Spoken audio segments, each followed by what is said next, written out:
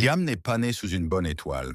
Dans son quartier, les rues étaient grises, les immeubles tristes, et les rêves s'éteignaient très vite.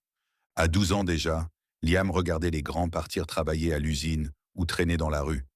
Personne ne parlait d'avenir. Personne ne parlait de réussite. À l'école, Liam n'écoutait plus. À quoi bon, pensait-il.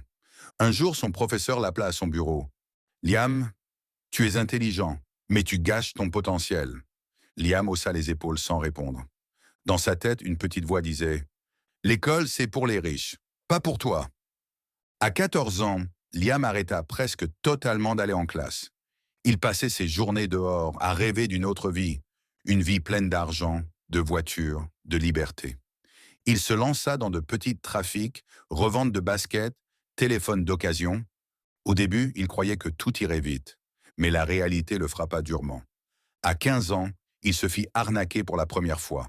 Il perdit tout ce qu'il avait économisé. Assis seul sur un muret, il serrait les dents. Son ami Karim s'approcha. « T'inquiète, frère, on se rattrapera. » Liam hocha la tête, mais au fond, il avait mal. À 16 ans, il tenta un nouveau coup, ouvrir un stand de vêtements au marché. Avec 3 copains, il crut tenir sa chance. Pendant quelques semaines, le stand vivota. Puis, tout partit en vrille. Disputes, mauvaise organisation, clients absents. Un matin d'hiver, sous la pluie, Liam baissa le rideau du stand. Pour la dernière fois.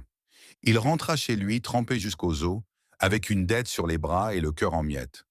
La maison n'était pas un refuge. Sa mère, fatiguée par la vie, cria plus qu'elle ne parlait. « Tu veux pas aller à l'école? Tu veux pas travailler? Alors dors dehors. » Liam claqua la porte. Dehors, il avait froid. Dedans, il avait mal. Pendant 2 ans, Liam enchaîna les boulots durs et mal payés, manutention, livraison, nettoyage. Chaque matin, il se levait avant l'aube. Chaque soir, il rentrait exténué. Parfois, dans la nuit, il parlait seul. « C'est pas ça ma vie, c'est pas ça. » Mais malgré tout, une petite flamme brûlait encore en lui. À 18 ans, il tomba sur un livre trouvé par hasard dans une brocante. Un vieux manuel sur l'investissement. Il le lut en entier, en une nuit, puis un deuxième, puis un troisième. Liam comprit une vérité. L'argent vient à ceux qui savent patienter et apprendre. Alors il apprit. À 19 ans, avec ses maigres économies, il investit dans des pièces détachées pour voitures, pensant faire un carton. Mais il avait oublié une chose. Étudier le marché. Résultat, personne n'acheta ses pièces. Il perdit tout. Assis sur son lit, il se frappa la tête contre ses mains. Encore raté! Encore raté! Mais cette fois, il ne se laissa pas emporter par la colère. Il ouvrit un cahier et écrivit en grosses lettres « Analyser avant d'agir ». À 20 ans, il créa son propre service de nettoyage de voitures à domicile. Pas de miracle au début. Il lavait des voitures sous la pluie, dans le froid, parfois pour presque rien. Mais il souriait toujours aux clients. Petit à petit, bouche à oreille, les appels commencèrent à arriver. À 21 ans, Liam investit ses premiers vrais bénéfices. Il achète une petite voiture d'occasion. Puis une deuxième. Il les louait à des chauffeurs VTC. À 22 ans, il réunit assez d'argent pour acheter son premier appartement. Un vieux studio, délabré. Personne n'en voulait. Liam passa ses week-ends à rénover lui-même. Peinture, plomberie, sol, tout y passa. Quand il loua l'appartement, il sentit un frisson de fierté lui parcourir le dos. Mais la vie n'était pas un long fleuve tranquille. À 23 ans, poussé par l'envie d'aller vite, Liam se laissa convaincre par un projet douteux. Un ami lui vendit du rêve. « Investis avec moi, frère. En 6 mois, on double la mise. » Liam hésita, puis céda. 6 mois plus tard, tout s'écroula. Entreprise fantôme, argent envolé. Il perdit 30 000 euros. Tout son travail, toute sa sueur. Une nuit, assis sur son banc fétiche, il éclata en sanglots. Le genre de sanglots qu'on n'ose pas montrer. Un vieil homme s'approcha.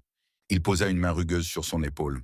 « Tu sais, mon garçon, les gens pensent que l'échec, c'est la fin.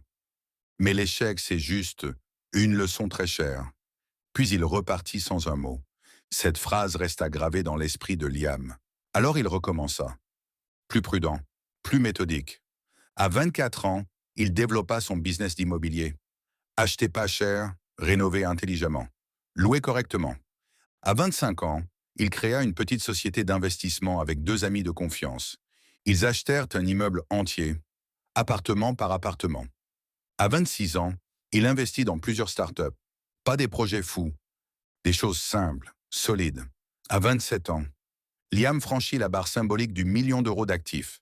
À 28 ans, il avait deux sociétés florissantes, une quinzaine d'appartements, plusieurs voitures en location, un portefeuille en bourse bien construit, mais surtout, il avait appris à gérer son argent, à gérer ses émotions, à aider les autres.